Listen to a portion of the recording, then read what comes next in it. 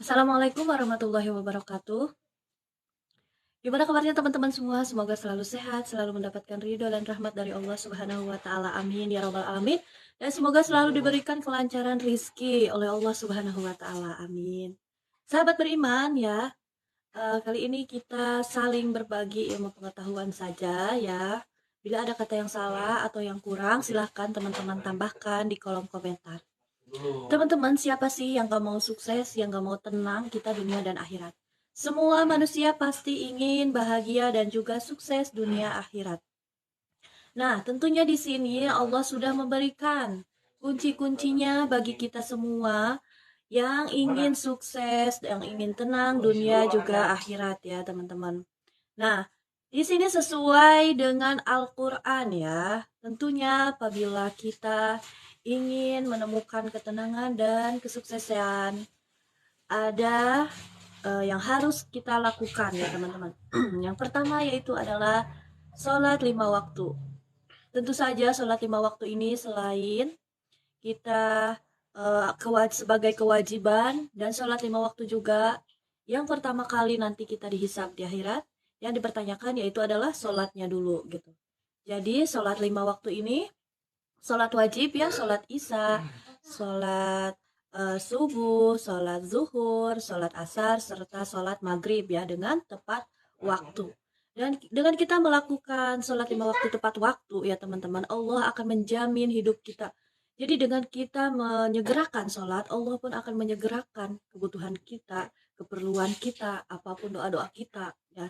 Jadi sesuai apa yang kita lakukan dalam hal ibadah, apabila mengutamakan menyegerakan, insya Allah Allah juga akan menjamin ya untuk kita semua. Dan yang kedua yaitu adalah sholat sunat ya. Sholat sunat juga banyak macam-macamnya ya teman-teman. Salah satunya yaitu adalah sholat tahajud ya. Sholat tahajud boleh teman-teman yang mau di apa namanya disalin di buku boleh ya, disalin dan juga diamalkan. Semoga teman-teman semuanya mendapatkan hati yang istiqomah, yang tawadu untuk melaksanakannya ya. Dan semoga hajat-hajat kita, doa-doa kita dikabulkan oleh Allah Subhanahu wa taala. Oke, untuk sholat tahajud ya. Salah satunya sholat tahajud. Sholat tahajud ini terdapat dalam Al-Quran surat Al-Isra ya, ayat ke-79. Dan pada sebahagian malam, maka kerjakanlah sholat tahajud sebagai satu ibadah tambahan bagimu. Mudah-mudahan Tuhanmu mengangkatmu ke tempat yang terpuji. Nah, subhanallah, di sini janji Allah ya teman-teman. Jadi bagi siapa saja yang mengerjakan sholat tahajud, insya Allah Allah akan mempermudah gitu ya, atau mengangkat derajat teman-teman semua, mengangkat derajat kita semua ya yang beragama Muslim, itu diangkat ke tempat yang terpuji ya, baik di dunia maupun di akhirat ya teman-teman. Kemudian salah satunya yaitu apalagi sholat hajat teman-teman ya. Sholat hajat ini semua manusia mempunyai hajat teman-teman ya. Nah, untuk umat muslim ya sangat mudah sekali karena Allah sudah memberikan tata caranya bagaimana kita bisa curhat kepada Allah, bagaimana cara kita atau ibadah kita agar kita bisa bermunajat langsung kepada Allah Subhanahu wa taala, yaitu diadakannya sholat sunnah hajat atau sholat yang kita berkeinginan ya, hajat itu mempunyai berkeinginan. Nah, surat apa namanya sholat hajat ini dalam hadis riwayat At-Tirmizi ya, bahwasanya siapa saja yang mempunyai hajat kepada Allah Subhanahu wa taala atau kepada seorang manusia, maka hendaklah ia berwudu dengan sebaik-baiknya, kemudian dia bersolat 2 rakaat ya, yaitu sholat hajat teman-teman. Jadi siapa saja yang memiliki hajat hendaknya itu melakukan sholat sunnah hajat ya. Dan kemudian apabila seseorang yang memiliki kebingungan ya, jadi subhanallah luar biasanya ya teman-teman, kita sangat bersyukur menjadi umat muslim ya. Jadi segala-galanya sudah Allah lengkapi gitu. Apabila kita memiliki kebingungan atau kita takut akan kita memilih hal sesuatu, takut keliru gitu, takut salah memilih, maka diadakannya yaitu adalah sholat istikharah ya teman-teman.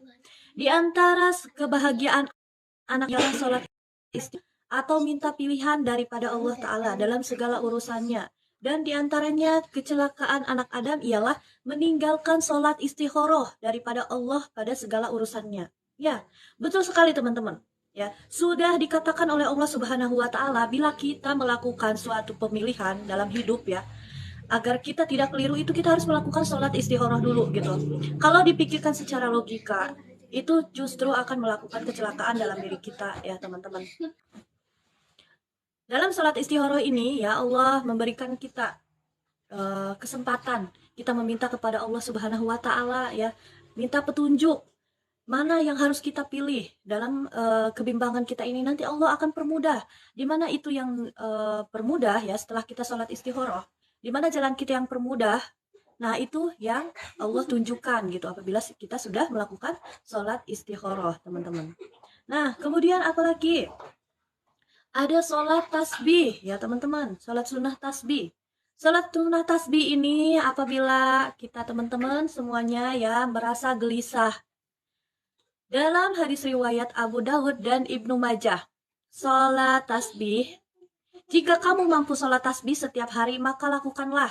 Jika tidak mampu, maka lakukanlah setiap hari Jumat, atau sebulan sekali, atau setahun sekali, atau seumur hidup dalam sekali.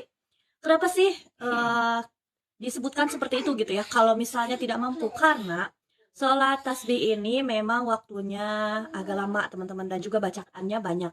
Nah nanti kita akan bahas selanjutnya ya bacaannya apa aja gitu ya sholat tasbih ini. Dan selanjutnya teman-teman ya sholat sunnah duha. Nah sholat sunnah duha ini yaitu adalah sholat kita memohon rizki kepada Allah Subhanahu Wa Taala ya. Memohon rizki yang lancar, memohon rizki yang berkah, dan juga rizki yang halal teman-teman. Nah dalam hadis riwayat Imam Muslim dalam sahihnya ya, bagi tiap-tiap ruas dari anggota tubuh, salah seorang di antara kalian harus dikeluarkan sedekahnya setiap pagi ya. Setiap tasbih subhanallah adalah sedekah. Setiap tahmid alhamdulillah adalah sedekah. Setiap tahlil la ilaha illallah adalah sedekah. Setiap takbir Allahu akbar adalah sedekah. Menyuruh untuk berbuat baik juga sedekah dan mencegah kemungkaran juga sedekah. Dan semua itu boleh diganti dengan 2 rakaat sholat duha, teman-teman. Jadi, subhanallah, membaca tahmid ya, alhamdulillah, membaca tahlil la ilaha illallah, membaca takbir Allahu akbar itu semua bisa digantikan oleh sholat duha ya, teman-teman. Jadi sholat duha ini juga termasuk kita bersedekah di pagi hari ya. Nah luar biasa sekali kita sudah pernah dengarkan teman-teman sebelumnya bahwa bersedekah di pagi hari bahkan di waktu subuh ya teman-teman. Insya Allah Allah akan memberikan rizki yang begitu besar ya kepada kita semua gitu. Karena kita di pagi hari bersedekah ya teman-teman. Nah, bersedekah itu tidak hanya uang gitu, tapi dengan kita melakukan tahmid, melakukan tahlil ya, berzikir, itu juga termasuk sedekah teman-teman. Kemudian juga kita sholat duha itu juga pahalanya seperti sedekah gitu. Nah, buat teman-teman semua, di sini kita akan bahas ya sholat duha niatnya dan juga setelah selesai sholat duha hendaknya membaca apa dan juga mengamalkan apa doanya gitu. Apakah teman-teman semua di sini sudah bisa? Pastinya insya Allah teman-teman di sini pada bisa ya, umat muslim kebanyakan bisa gitu karena kita semua kan juga belajar tapi ada juga yang kadang lupa gitu. Nah kita tulis lagi ya teman-teman ya, yang lupa-lupa kita tulis lagi dan di sini kita akan bahas juga sampai dengan artinya agar kita mengerti teman-teman makna-maknanya ya teman-teman. Jadi makna dari apa namanya sholat sholat duha kita akan bahas juga ya kita. Jadi oke teman-teman kita lanjut ya. Jadi dalam sholat sunnah duha ini dengan niatnya usul sunat duha ini lillahi ta'ala. Nah kemudian setelah kan ini dilakukan ada yang 2 rakaat, boleh 4 rakaat, boleh 6 rakaat ya teman-teman. Kita sesuai kemampuan kita ya. Nah setelah selesai sholat duha membaca subhanallah walhamdulillah wala ilaha illallah Allahu akbar wala haula wala quwata illa billahil aliyyil azim. Nah di sini juga kita membaca Allahumma inna duha'a duha'uka wal baha'a baha'uka wal jamala jamaluka wal quwwata quwwatuka wal qudrata qudratuka wal ismata ismatuka. Allahumma in kana rizqi fis sama'i fa'anzilhu wa in kana fil ardi fa'anzilhu wa in kana mu'asirin fayassirhu wa in kana haraman fadhahirhu wa in kana ba'idan faqribhu bihaqqi duhaika wa jamalika wa quwwatika wa qudratika atini ma ataita ibadakas sholihin. Yang artinya, ya Allah, sesungguhnya waktu duhamu, cahayanya cahayamu, perlindungannya juga, perlindunganmu, kerinduannya juga kerinduanmu. Rizkiku ada di langit, maka turunkanlah. Jika ada di bumi, maka keluarkanlah ia. Jika cahaya jauh, dekatkanlah. Dan jika ada hampir, maka permudahkanlah dengan kebenaran duhamu, cahayamu, kekuatanmu, dan kesucianmu. Berikanlah kepada hamba-hambamu yang soleh. Allah cucuri rahmat ke atas penghulu kami Nabi Muhammad dan atas keluarga dan para sahabatnya serta kesejahteraan dan segala puji bagi Allah Tuhan seru sekalian alam. Tuh. Jadi ini benar-benar doa yang sangat luar biasa ya teman-teman dalam salat duha ini. Jadi yang hampir, rizki yang hampir maka permudahkanlah ya. Dan apabila ada di bumi keluarkanlah. Jadi itu sangat berguna buat kita semua gitu doa-doanya ya teman-teman semuanya. Kemudian sholat sunnah tahajud ya teman-teman, bisa kita lakukan juga, boleh 2 rakaat, boleh 3 rakaat gitu ya teman, boleh 4 rakaat gitu maksudnya, dan juga boleh 6 rakaat gitu atau sampai 12 rakaat teman-teman semuanya kalau mampu ya. Nah, kemudian sholat sunnah tasbih. Bacaan tasbih itu ya subhanallah walhamdulillah wala ilaha illallah Allahu akbar wala haula wala quwata illa billahil aliyyil azim, teman-teman. Sholat ini dilakukannya 4 rakaat, setiap satu rakaatnya kita baca 75 kali tasbih ya. Nah, 4 rakaat menjadikannya 300 tasbih gitu. Jadi setiap satu rakaat kita tuh membaca 75 kali tasbih. Nah, tasbihnya itu yang tadi subhanallah walhamdulillah wala ilaha illallah Allahu akbar wala haula wala quwata illa billahil aliyyil azim gitu. Jadi itu yang makanya dalam hadis tadi dikatakan apabila kamu mampu setiap hari atau tidak mampu sehari sekali, maka lakukan seminggu sekali setiap hari Jumat. Nah, apabila misalnya tidak juga sanggup seminggu sekali, maka lakukannya sebulan sekali. Apabila tidak juga dalam sebulan sekali tidak mampu, maka lakukannya setahun sekali. Nah, apabila tidak mampu juga dalam setahun sekali, maka lakukannya yaitu seumur hidup dalam sekali gitu ya. Sekali itu sekali dalam seumur hidup maksudnya gitu ya, teman-teman. Nah, sholat ini bacaan tasbih dalam satu rakaatnya yaitu selepas baca doa iftitah ya Al-Fatihah dan juga surat-surat ya yang kita baca 15 kali tasbih, teman-teman. Rukunya juga 10 kali, kemudian i'tidal 10 kali, kemudian sujud 10 kali tasbih, duduk antara dua sujud juga 10 kali tasbih, sujud semula 10 kali tasbih. Nah, kemudian duduk sebentar sebelum berdiri, selepas tahiyat awal ya juga 10 kali tasbih, teman-teman. Jadi, jumlah tasbih dalam satu rakaatnya yaitu adalah 75 tasbih. Nah, diulang sampai 4 rakaat gitu ya, teman-teman. Niat sholat tasbihnya yaitu adalah usolli sunat tasbih arba'ah rakaatim lillahi ta'ala ya. Jadi surat-surat yang sudah dibacanya ya selepas Al-Fatihah yaitu rakaat pertama adalah surat Al-Kautsar ya. Kemudian rakaat yang kedua yaitu adalah surah Al-Asr dan juga rakaat yang ketiga yaitu adalah surah Al-Kafirun. Kemudian surah rakaat yang keempat itu adalah surah Al-Ikhlas ya, teman-teman. Nah, disitulah letak kita kalau kita nih dirundung masalah, terjadi kesulitan pada diri kita, ya. Betul sekali ada riwayat yang mengatakan seseorang apabila ditimpa masalah itu mereka berbagai karakter ya teman-teman, umat manusia ini berbagai karakter, ada 3 karakter. Yang pertama dia itu bersabar ya teman-teman. Jadi walaupun dia menghadapi masalahnya, tapi dia masih bisa bersabar. Kemudian yang kedua yaitu adalah ikhlas dan juga tawadu. Jadi ikhlas dengan tawadu ini ketika ia mendapatkan musibah, mendapatkan kesulitan, itu dia menjalaninya dengan ikhlas dan juga tawadu, teman-teman. Dia tidak pernah mempermasalahkan, mempertanyakan. Jadi dia tuh memang yakin sekali gitu. Jadi yang mempunyai karakter ikhlas dan tawadu ini, apapun yang dia dapatkan, mau itu kebahagiaan atau kesedihan, ia ikhlas saja menjalaninya. Karena ia tahu semuanya itu diberikan dari Allah Subhanahu wa taala gitu untuk beliau. Nah, untuk kita semua gitu ya. Nah, kalau ini nih ada satu karakter yang apabila ditimpa masalah dan diuji, dia malah mengeluh ya. Mengeluhnya seperti apa? Marah. Kemudian bertanya-tanya kepada Allah Subhanahu wa taala, "Apa salahku ya Allah?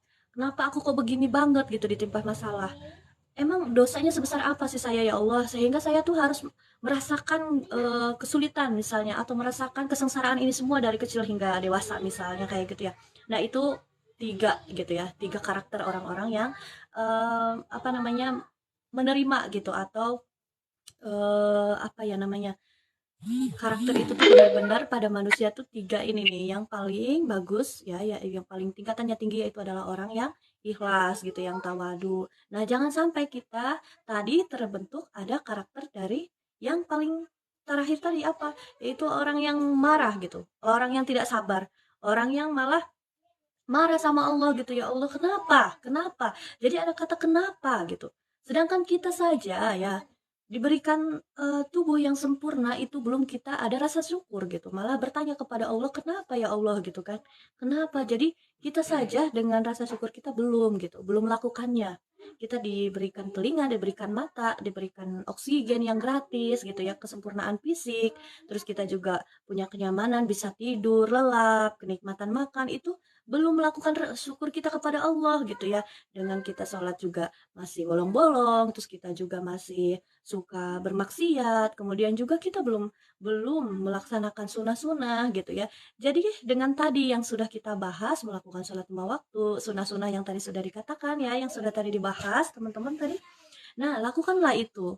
Karena itu sudah dijamin, sudah Allah berjanji kepada kita semua bahwasanya kalau tadi kita lakukan ya salat-salat yang tadi, insya Allah Allah akan menjamin kehidupan kita teman-teman bahagia dunia juga akhirat gitu. Jadi apabila kita diterpa masalah, diterpa kesulitan, itu ada pada diri kita sendiri gitu kesalahannya. Jangan bertanya lagi kepada Allah, apalagi marah, apalagi seuzon kepada Allah Subhanahu wa taala. Kita kenapa sih ya Allah seperti ini gitu. Kita kenapa sih sulit seperti ini gitu ya. Jadi tadi apabila kita mendapatkan kesulitan itu dari karena hasil pilihan kita sendiri yang tanpa melibatkan Allah gitu ya.